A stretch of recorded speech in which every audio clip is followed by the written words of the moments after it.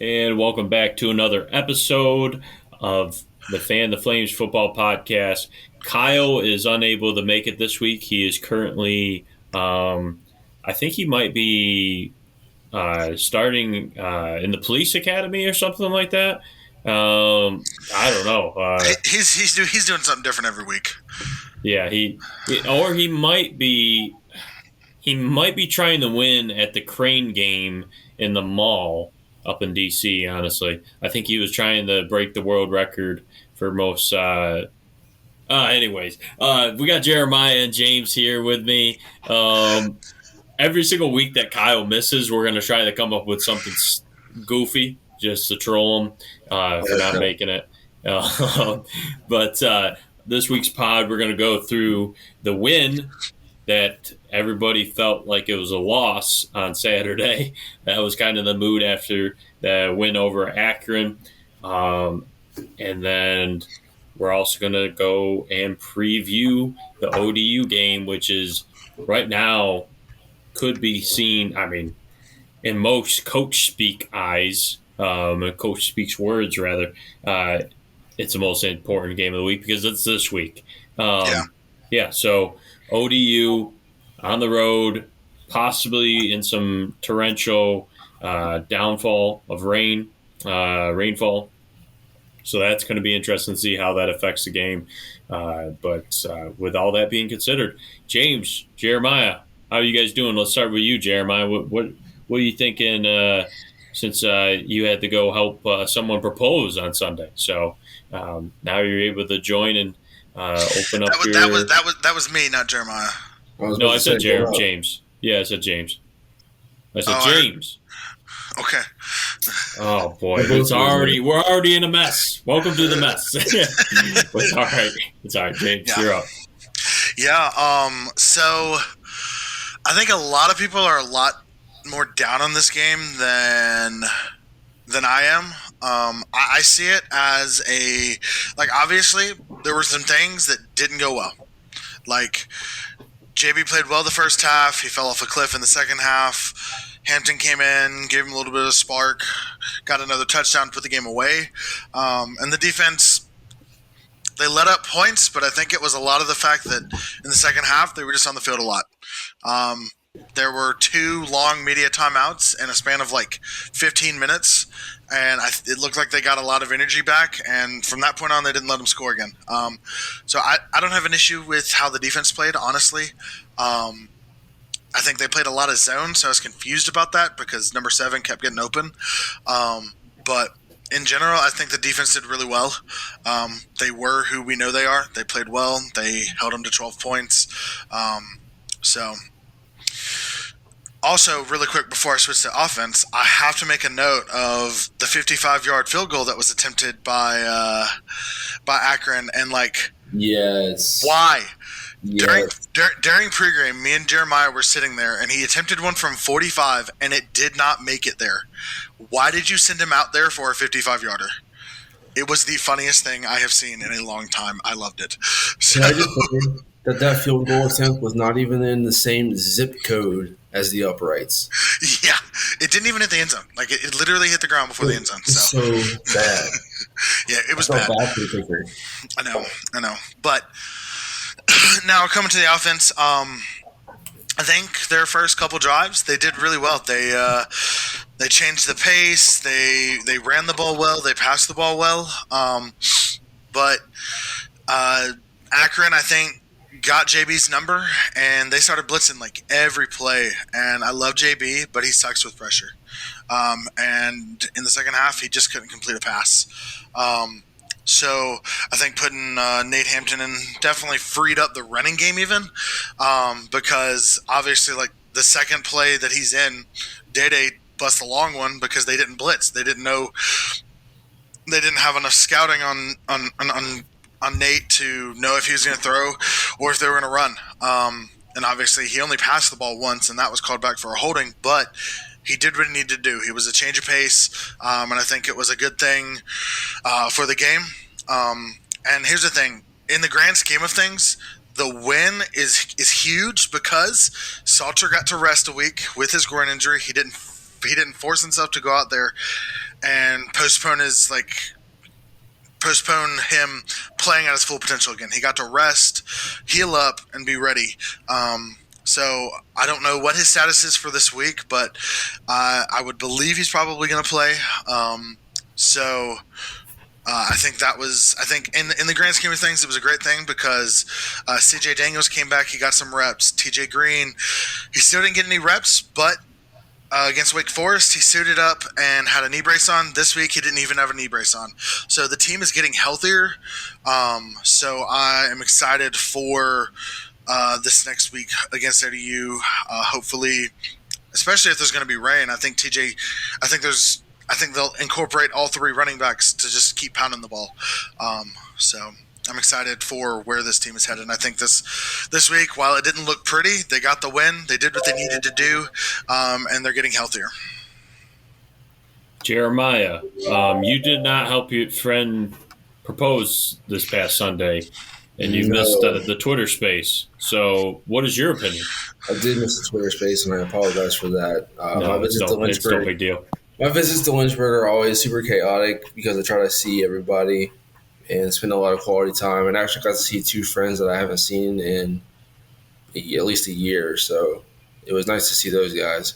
My overall take on the Akron game is I'm still super positive. I think it was last week on the pod that I was talking about, like, if we don't blow these guys out by at least 3 scores, I'm going to be so angry or whatever. We won by 9 points, but given, all of the injuries and all the issues that we had, just with a slow offense, because of X, Y, and Z reasons, I'm still happy, we're 3-1, that one loss again to a great Wake Forest team. Going off of that last bit from James, talking about TJ, I actually got to meet the guy at McAdoo's after the game. He was a really nice guy. He and his family, he and his parents were really, really nice people. So got to meet up with him. He was really cool. But talking about the game, looking at the offense, we had JB in there, and, people are going to say, what they want to say about JB, but I want to shout him out because, he started off great.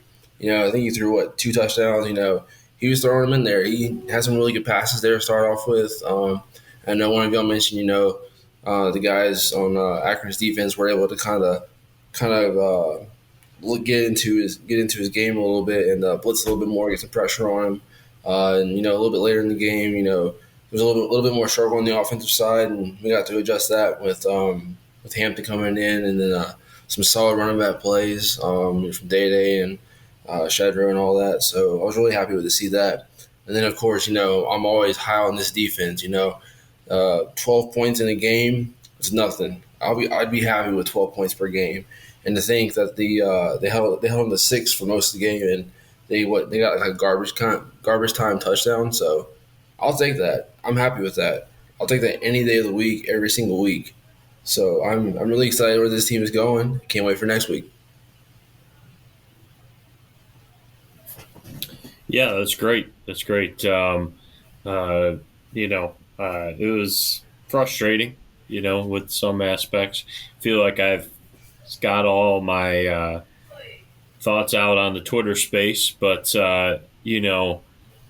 I will just say it for the people who probably will never get a chance to listen to the Twitter space.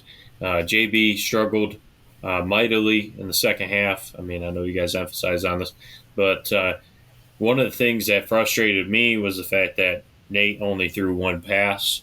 I know at that game we're kind of trying to not lose the football game rather than trying to push the ball downfield. Now, granted, the 1 pass that he threw was probably one of the prettier passes that was thrown all night because I believe JB went 13 for 27, if I'm remembering right. And, he struggled struggled to set his feet and just really hit open receivers, which was frustrating to watch. And, with all things being considered, I'm happy that we won. Obviously, it's always good to walk away with a win. I don't care what the score is. I don't care how bad we look. If we win, we win.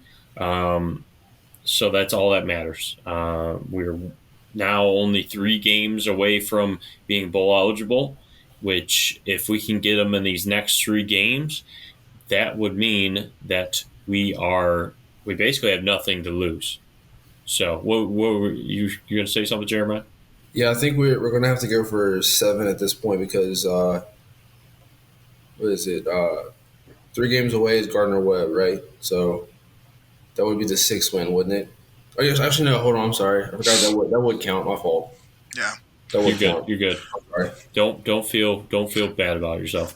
You seem so you're like my fault. Don't feel bad.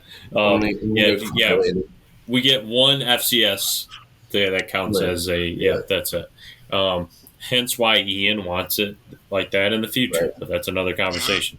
Um, so with that being said, having those 3. But yeah, 7 would be better because I thought you were going to say this because since we don't have like an automatic bid, being that we're not in a conference, it would be, of course, better to have 7 wins than 6 because we have a better chance of making the bowl, depending on how many get eligible this year. Yep. And seeing how this year's so chaotic with Kansas being good, Duke having a solid team. I mean, the Big 12 was very deep, top to bottom. I mean, they're not really the Big 12. They're 10 teams. Seems like every single one of them could get to 6 wins. Not kidding. So with that being said,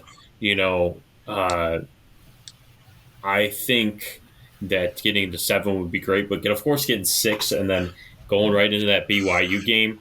Oh my goodness, I would cry.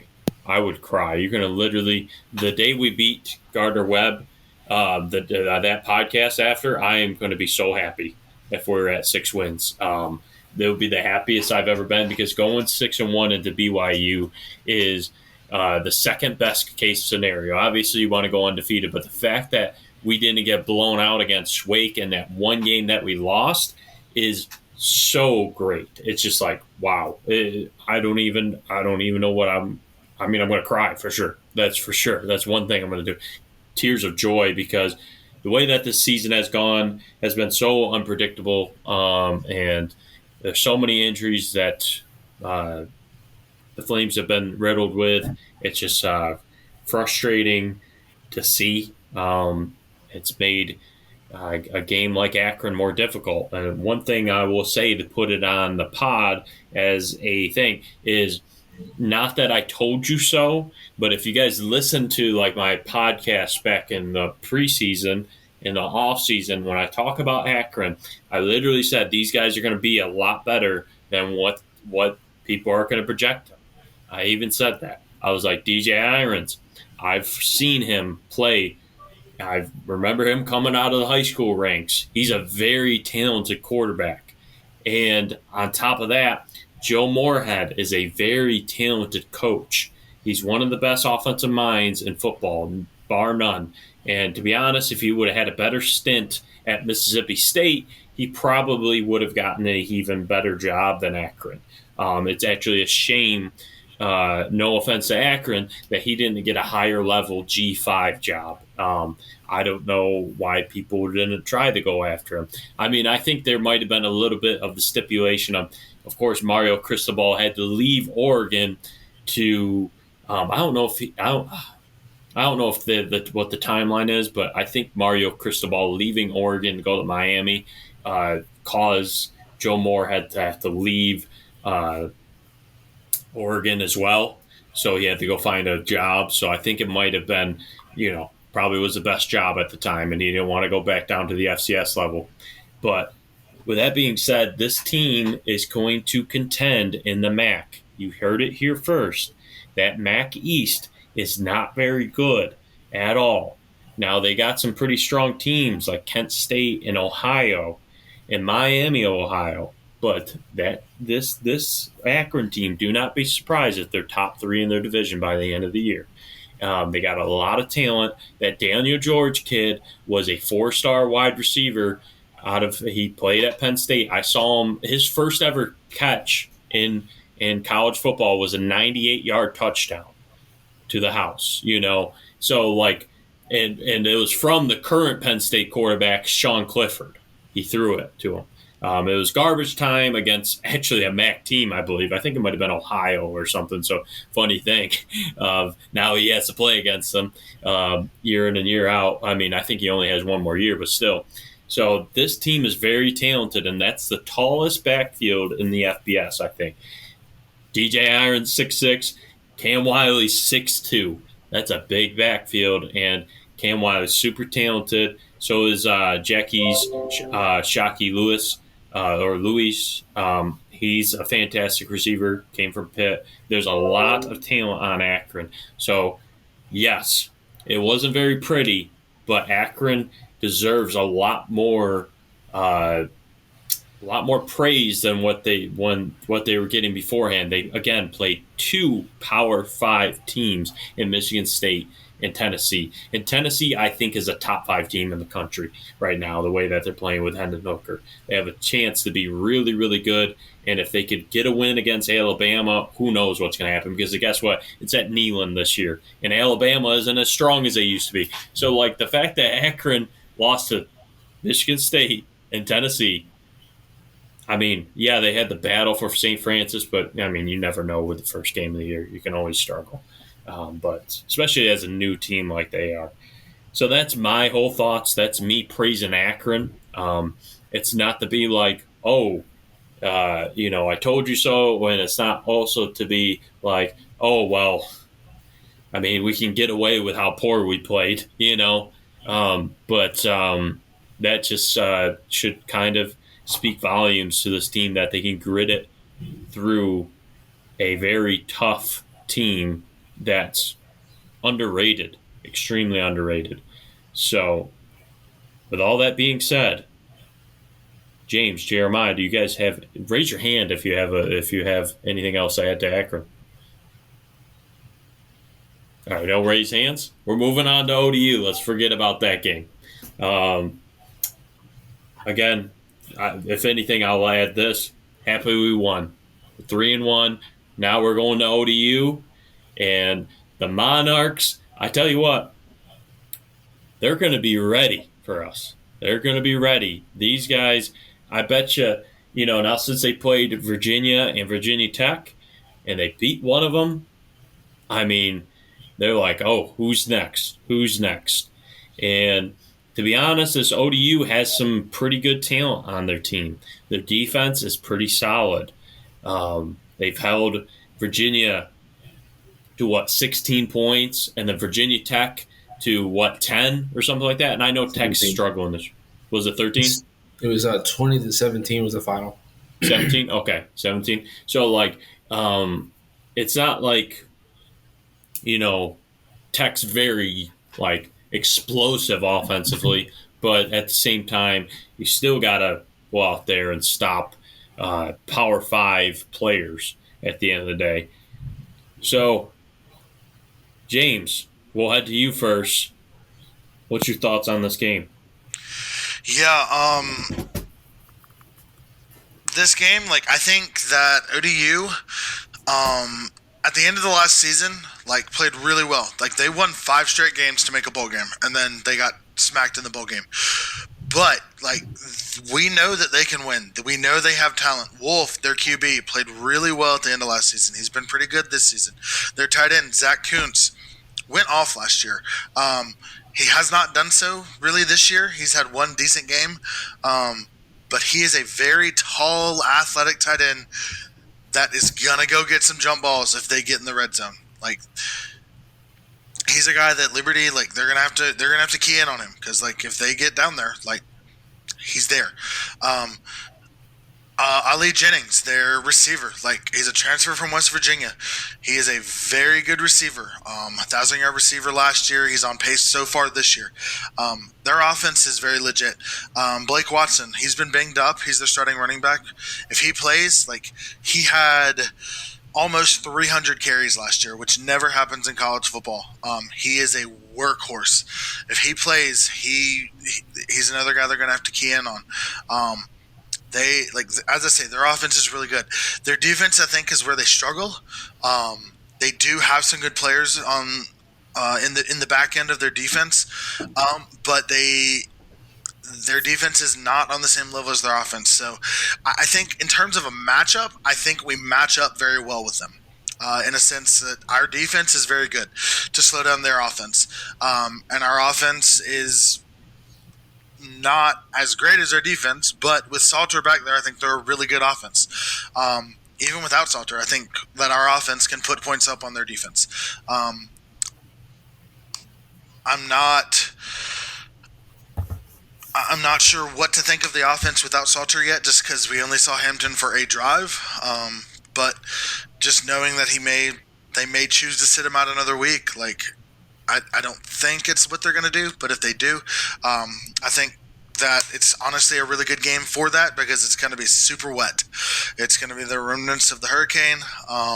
And I think that'll be a good chance for TJ Green to get involved in the backfield for some more, and for Day Day and Shedro to keep doing what they've been doing all year, just being consistent, getting yards. Day Day's had a few breakout runs in the last couple weeks. Like, I think our backfield is built for wet weather, because we have three of them, and then our O line, like, they've played really well. So I think we're set up for success in this game with the weather, and I am excited for the game. Yeah, those are my thoughts. Before we move on to you, Jeremiah, I don't want to cut you off. I just want to add this. So, just to let you guys know, the history of Ricky Ronnie. Ricky Ronnie was Penn State's tight end coach at the time. Joe Moorhead was the offense coordinator at Penn State. And he actually replaced Joe Moorhead when Joe Moorhead took the Mississippi State job. How do I know this? I'm also a Penn State fan, if you haven't listened to this podcast before.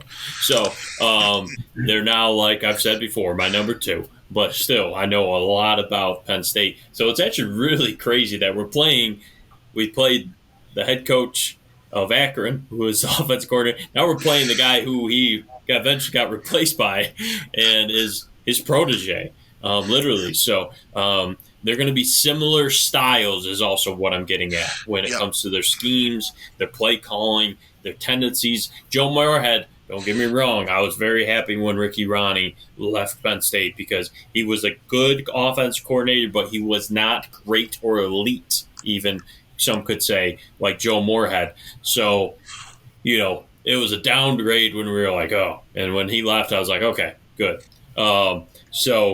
But granted, that doesn't mean that they won't have similar play calling or similar styles.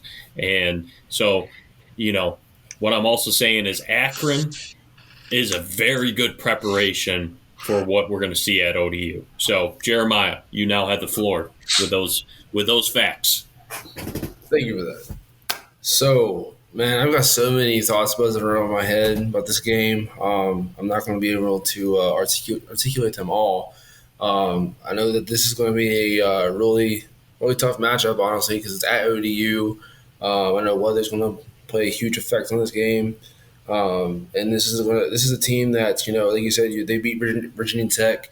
They took UVA down to the wire. They're a good, solid team.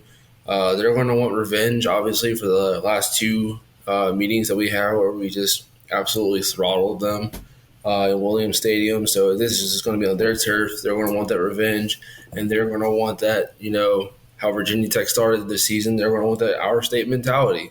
They're going to want to run through the whole state and beat all three of us. So it's definitely going to be a trap game, I think. We've got a lot to play for in this. It just depends on how healthy we are, and again, with the weather playing effect, it'll affect our game plan. We'll probably have to rely on our run game a lot more than even we usually do. And hopefully, we have Salter back. Hopefully, we won't have to have that quarterback question mark there. Obviously, with JB or Hampton, I think we can easily win the game as well. Maybe not easily, but I think we win the game as well. Game plan with those guys, but if we got Salter back, I think we're good. We can rely on, some passes here and there from him. We can rely on his feet. We can rely on our running backs to power us through this game. And I'm excited to see what we can do. I want to be able to go through the state. I want to beat ODU and then eventually beat Virginia Tech, and I want to see the our state on our side. So I'm excited to see how this game plays out. Yeah, this is critical to win. I've stated it before. You know, having this win will put us at 4, and then we have UMass, and then we have Gardner Webb. This is a very critical game, and you mentioned one of their top guys, James as well. James, you said Zach Kuntz. He's another former 4-star tight end who didn't work out at Penn State, much like Daniel George didn't work out at Penn State. 2 4-star guys back to back. He's going to be the guy that Keon, I know last year, he's really the one that was really the only one that was making any huge plays against us. He had a couple nice catches and a touchdown.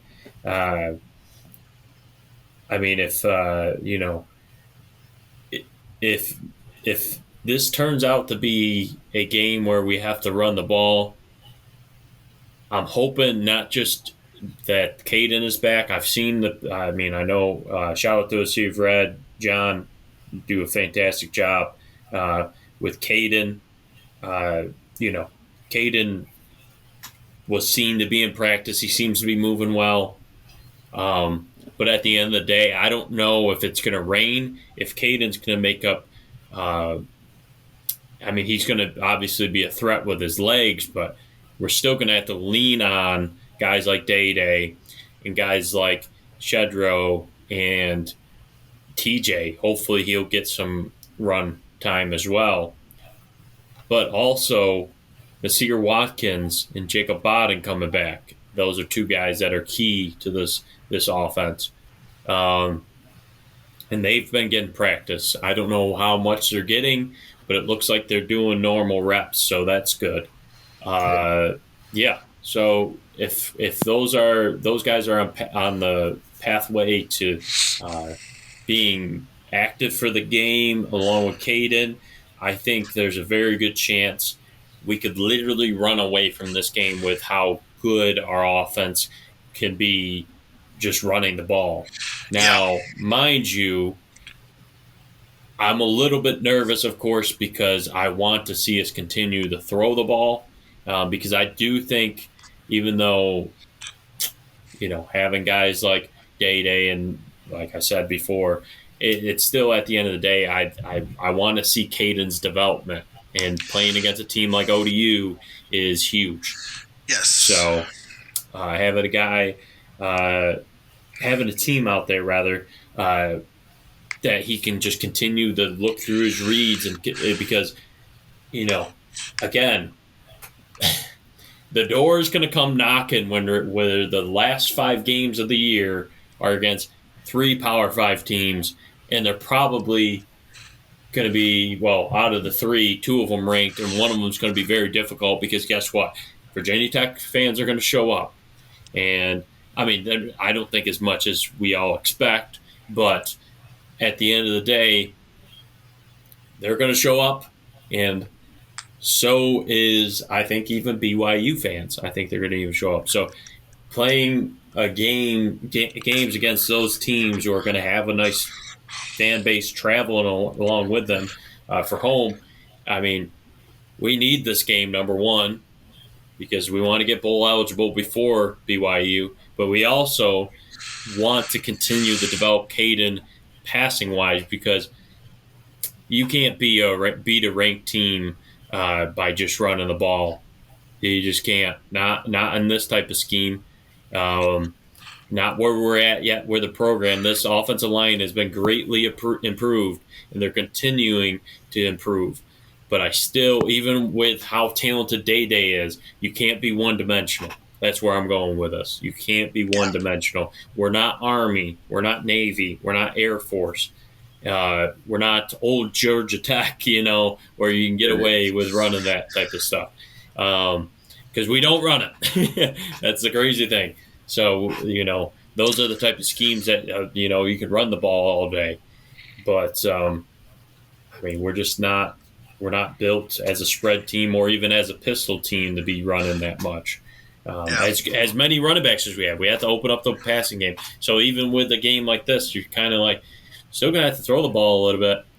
I mean, when we get to my prediction, it's going to be it's a gut feeling of what could happen.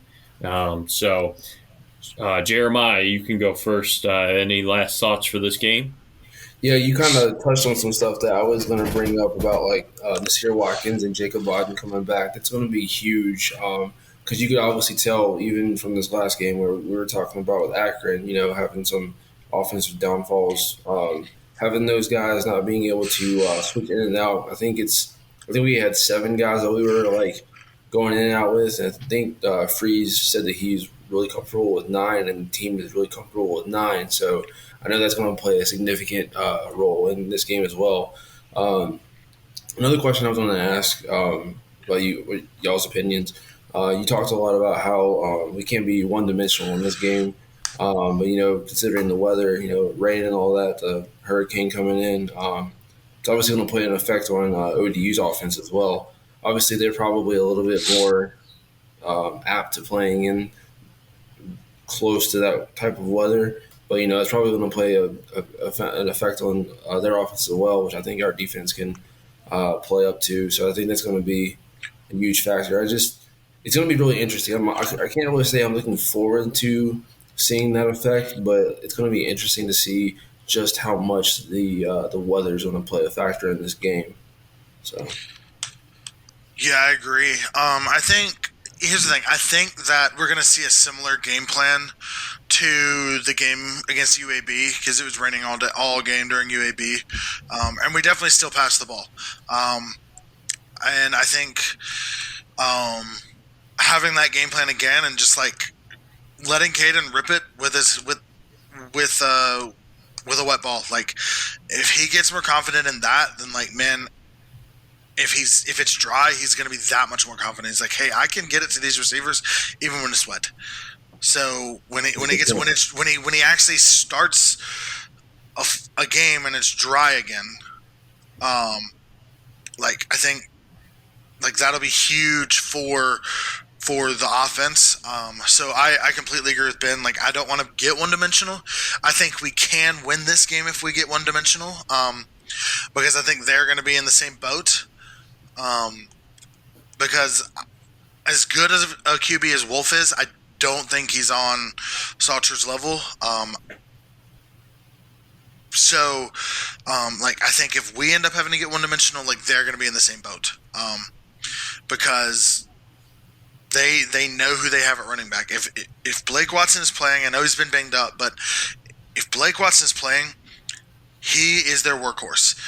Their offense runs through him. They are last year during their five game win streak, like they lived off of running the ball in a play action. Like Watson was the decoy a lot of times, and that's where Ali Jennings and Zach Kuntz got open. Like they're going to want to run the ball. So, and I think our defense can stop their run, and I don't know that their front seven is strong enough to stop our run.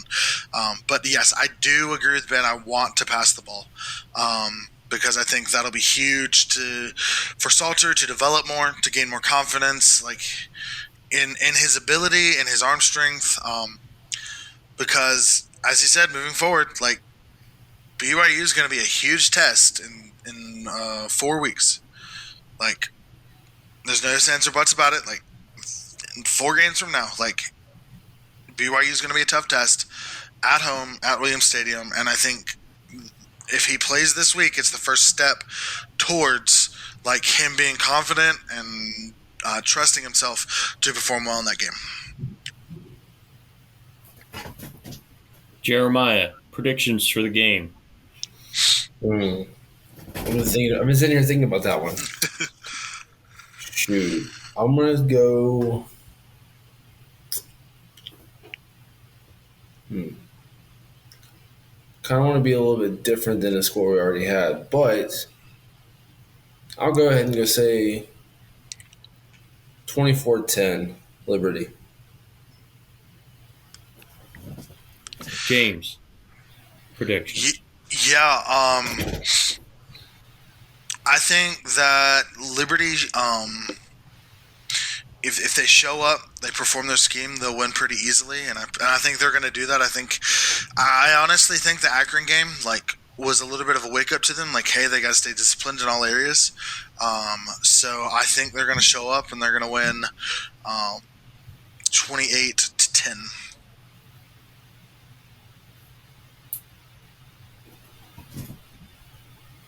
Dramatic pause. It's not a pause if you say something. Exactly. So, here's my prediction. Liberty loses. Just kidding. I got all you guys. 14-10 Liberty is my prediction. It's going to be a very low-scoring game, especially if the rain holds to be true and continues to be downfall. I think it's going to be like a 14-10 type game. I mean, you think about it. It was, 21-14 against UAB? Was that the score? Yeah. So, and that was in rain most of the time. So, and with a wet ball at least. So, 14-10 Liberty is what I'm going with. What were you going to say, Jeremiah? What do you got thoughts for that? I was thinking I kind of screwed up there. I was thinking I was going to change it up. It was right. That's right. It was 21-14 against UAB. My original thought, however, howbeit wrong or whatever, my original thought was going to be 21-7. So yeah, I wish it was 21-7, but I changed it up. Fumbled. So that was my original thought. But then I forgot UAB scored that last second touchdown, so it was 21-14. Yeah. So yeah, let me say 21-7 actually. For this score? Yeah. Okay. I think. I had to make that clear. Here, let me expound a little bit.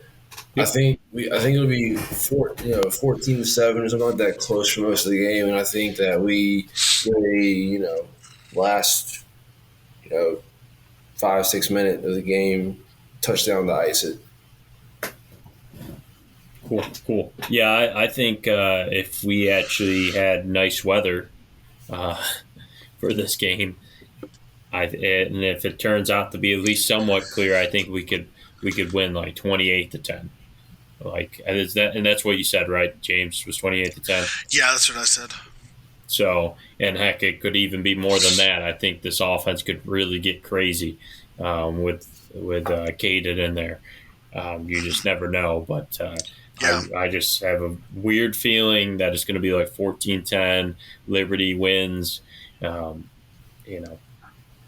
Maybe ODU pushes it a little bit, and we get a little bit nervous about that. But Liberty covering the spread, I believe the spread right now is only 2.